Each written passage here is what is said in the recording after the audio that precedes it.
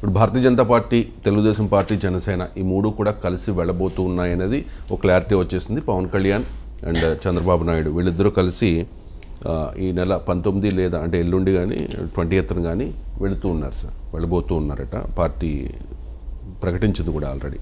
కానీ ఇక్కడ విష్ణువర్ధన్ రెడ్డి ఒక కీలకమైన కామెంట్ చేశారు సార్. ఎవరినో భుజాన మోయం, మా నాయకుడే ఏపీ సీఎం కావాలి అని చెప్పి. ఒకవైపేమో తెలుగుదేశం పార్టీ నుంచి లోకేష్ చెప్పేస్తూ ఉన్నారు, చంద్రబాబు నాయుడే ముఖ్యమంత్రి, దీనిలో పవన్ కళ్యాణ్ కూడా ఎటువంటి అబ్జెక్షన్ లేదు అని చెప్పి. జనసేన నాయకులు చాలా క్లియర్గా చెప్తూ ఉన్నారు, మాకు పవర్ షేరింగ్ ఉండాలి, ముఖ్యమంత్రి 2 years అయినా పవన్ కళ్యాణ్కి ఇవ్వాలి అని చెప్పి. ఇప్పుడు మూడో వాళ్ళు ఎంటర్ అయ్యారు సార్. భారతీయ జనతా పార్టీ నేతే ముఖ్యమంత్రి కాబోతూ ఉన్నారు అని చెప్పి, ముఖ్యమంత్రి అవుతారు అని చెప్పి. అది డైరెక్ట్గా 5 years ముఖ్యమంత్రి లేకపోతే పవర్ షేరింగ్గా వాట్ ఎవర్ ఏదైనా కావచ్చు. తెలుగుదేశం పార్టీ దీనికి అంగీకరిస్తుందా? ఏ జనసేన నాయకులు చెప్పాడంటే పవన్ కళ్యాణ్ ముఖ్యమంత్రి కావాలి 2.5 ఏళ్ళని చాలా మంది నాయకులు చెప్పారు. ఎవరు ఎగ్జాంపుల్ ఒక్క పేరు చెప్పారు? బొలిశెట్టి శ్రీనివాస్ గారు సార్. ఎప్పుడైనా జనసేన పవన్ కళ్యాణ్ ముఖ్యమంత్రి కావాలన్నారా? అవునండి, పవన్ కళ్యాణ్ గుర్తున్నంత వరకు ఎవరనలే.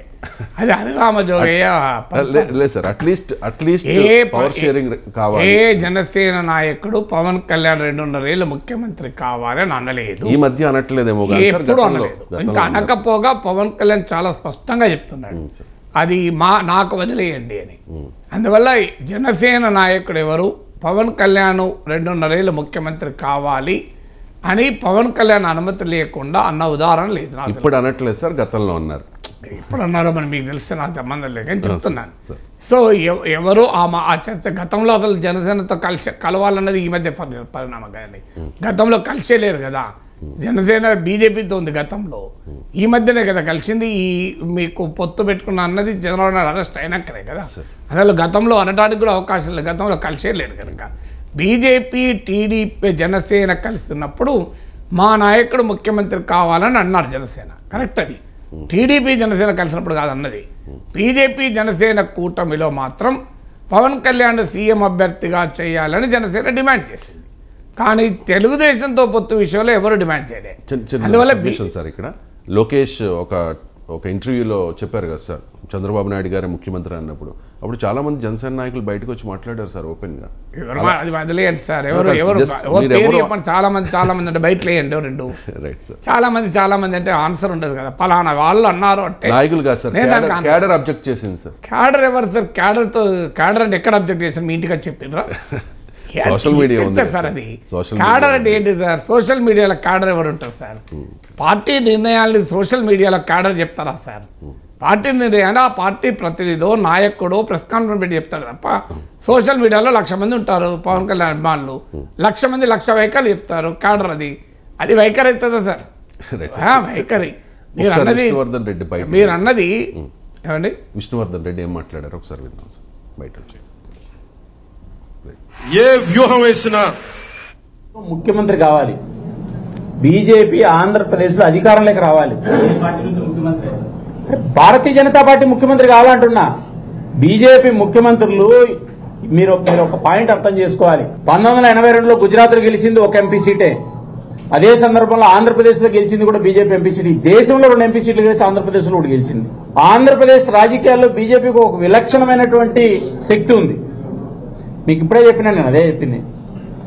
ఆంధ్రప్రదేశ్లో బీజేపీ ముఖ్యమంత్రి కావాలి, ఆంధ్రప్రదేశ్లో బీజేపీ సర్కార్ ఏర్పడాలి, ఆంధ్రప్రదేశ్లో డబుల్ ఇంజన్ సర్కార్ రావాలి. మేము ఎవరినో మా భుజాల మీద ఎక్కించుకొని ముఖ్యమంత్రులు చేసేటువంటి పని మాది కాదు. మాకు అవసరమా? ఒక రాజకీయ పార్టీగా ఈ దేశంలో అధికారంలో ఉన్నటువంటి పార్టీ మేము ఎవరినో ముఖ్యమంత్రి. అందువల్ల నేననేది అదే, మీరు జనసేన బీజేపీతో కలిసినప్పుడు పవన్ కళ్యాణ్ ముఖ్యమంత్రి కావాలి, ముఖ్యమంత్రి అభ్యర్థిగా పవన్ ప్రొజెక్ట్ చేయాలని అన్నది. టీడీపీతో కలిశాక జనసేన నాయకులు అధికారికంగా ఈ మాట అనడం లేదు ఎక్కడ.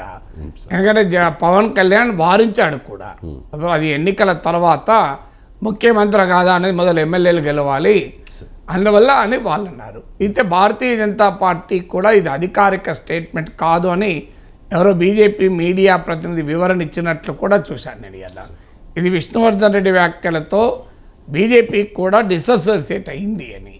సో కానీ బట్ విష్ణువర్ధన్ రెడ్డి బీజేపీలో కీలక నాయకుడు ఆ మాట అంటున్నారంటే బీజేపీ తన ముఖ్యమంత్రిగా ఉండాలి అని కోరుకుంటుంది అని అంటే బీజేపీకి ఎన్ని సీట్లు వస్తాయి ఇక్కడ?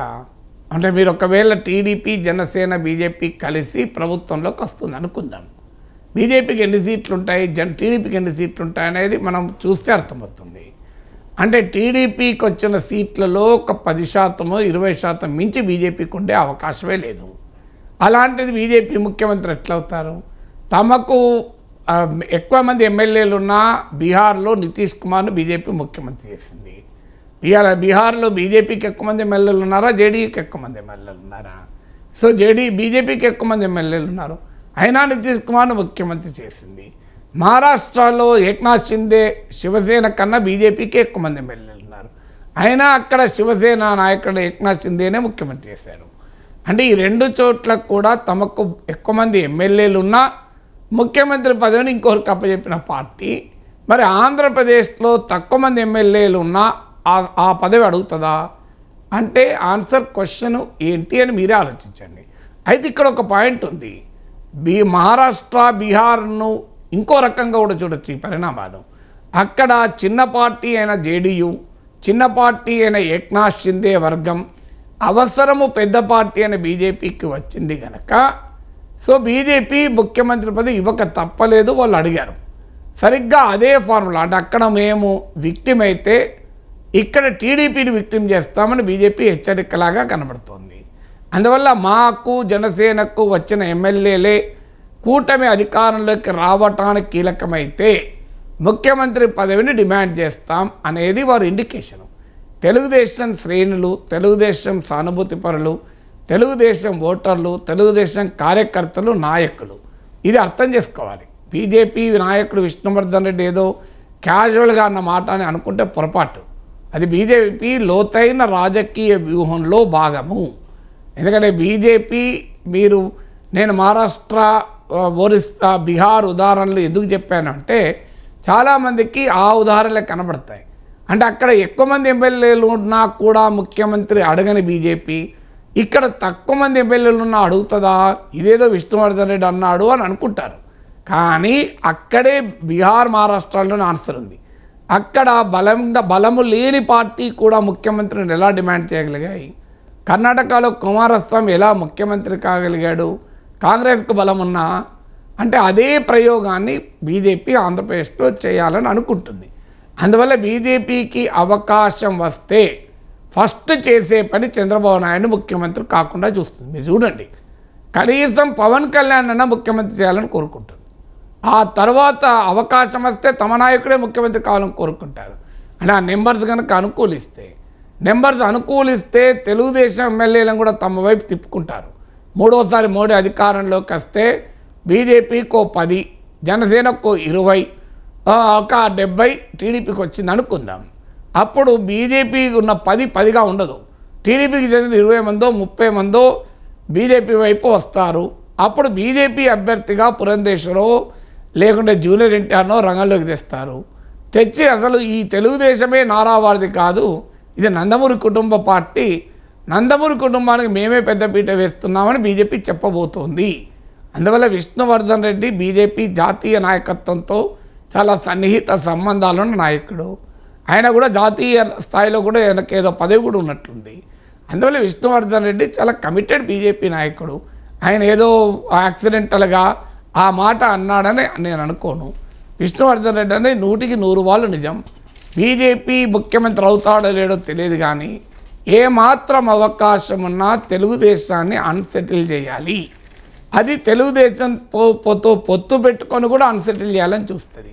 ఏడీఎంకేతో పొత్తు పెట్టుకున్నాకనే కదా ఏడీఎంకే నాయకత్వాన్ని అన్సెటిల్ చేయలేదా? మనం ఆడ చూసాం కదా, జేడీయూతో పొత్తు పెట్టుకొని ఉండే నితీష్ కుమార్కు వ్యతిరేకంగా మీకు జేడీయూలో ఒక సెక్షన్ను బీజేపీ ప్రోత్సహించలేదా? అది నితీష్ కుమార్ చెప్పాడు కదా మాట. ఎల్జేపీతో ఉండి కూడా చిరాగ్ పాస్వాన్కు వ్యతిరేకంగా వాళ్ళ బాబాయిని బీజేపీ ప్రోత్సహించలేదా? సో ఇక్కడ మహారాష్ట్రలో శివసేన ఏక్నాథ్ షిండే వర్గంతో ఉంటూనే ఎంఎన్ఎస్తో రాజ్ ఠాక్రేని లాక్కరావడం లేదా? సో అందువల్ల భారతీయ జనతా పార్టీ రాజకీయ వ్యూహం ఏంటంటే ఆంధ్రప్రదేశ్లో వైసీపీ ఉంటుంది, వైసీపీ వెనకాలన్న సోషల్ బేస్ తనకు ఉపయోగపడదు. ఇక తాను బలపడాలి అంటే వైసీపీ వ్యతిరేక శిబిరం లో ఉన్న బలమైన శక్తి అయిన తెలుగుదేశం బలహీనపడాలి. ఎలా బలహీనపడాలి? వాళ్ళు ముందనుకున్నది ఏంటంటే జనసేన బీజేపీ కలిసి థర్డ్ ఫోర్స్గా గనక ఉంటే వైసీపీ వ్యతిరేక ఓటు చీలుతుంది, చీలి టీడీపీ గెలవదు, అప్పుడు జనసేన బీజేపీ కూడా సీట్లు వస్తాయి, అప్పుడు తెలుగుదేశం పార్టీ బలహీనమన్నా పడుతుంది, లేదా తెలుగుదేశం పార్టీతో తాము కలిసి సంకీర్ణ ప్రభుత్వమైన ఏర్పాటు చేయొచ్చు అని అనుకున్నారు. అది జరగలేదు. పవన్ కళ్యాణ్ వెళ్ళి టీడీపీతో కలిశాడు. ఇప్పుడు ఏంటి అంటే టీడీపీతో కలిసి ఉండైనా దాన్ని దెబ్బతీయాలి అనేది బీజేపీ వ్యూహం. అందులో ఒకవైపు టీడీపీతో పొత్తు పెట్టుకుందామని చూస్తూ మా నాయకుడే ముఖ్యమంత్రి అవుతాడని ఎలా అంటారండి? మీరు అదే జనసేన ఇంతకుముందు అన్నది అందుకే జనసేన అన్నదా అన్న ప్రశ్న బట్టి అడగలే. నేను అడగడానికి కారణం ఏంటంటే జనసేనలో మీరు చెప్పినట్లు ఎవరో సోషల్ మీడియాలో క్యాడరో లేదా బయట నుంచి హరిరామ జోగయ్యనో పవన్ కళ్యాణ్ ముఖ్యమంత్రి కావాలి అన్నప్పుడల్లా పవన్ కళ్యాణ్ ఖండిస్తున్నాడు. మీరు గమనించండి, పవన్ కళ్యాణ్ ఏనాడు దాన్ని యాక్సెప్ట్ చేయలే. ఎందుకంటే మన బలం మనకుంది, మొదలు ఎమ్మెల్యేలు గెలుద్దాం, ఎమ్మెల్యేలు లేని ముఖ్యమంత్రి ఏంటి? మీరు సీఎం అంటున్నప్పుడు కూడా ఆయన మీటింగ్లకు బహిరంగ సభల్లో సీఎం అన్నప్పుడు కూడా పవన్ కళ్యాణ్ అసహనాన్ని వ్యక్తం చేశాడు. ఎమ్మెల్యేగానే మీరు నన్ను గెలిపించలేదు, సీఎం ఎట్లయితా అని. అందువల్ల పవన్ కళ్యాణ్ క్లారిటీ ఉంది, బీజేపీ కూడా క్లారిటీ ఉంది. ఎందుకంటే జనసేన వారు ఎవరైనా పొరపాటున సీఎం అంటే పవన్ కళ్యాణ్ దాన్ని అంగీకరించడం లేదు. పవన్ కళ్యాణ్ ఆ ఆప్షన్ను ఇప్పుడే చెప్పదలుచుకోలేదు. అందుకే మీరు గమనించండి, లోకేష్ ముఖ్యమంత్రి పదవి చంద్రబాబు నాయుడు అన్నప్పుడు కూడా పవన్ కళ్యాణ్ ఏమన్నాడు?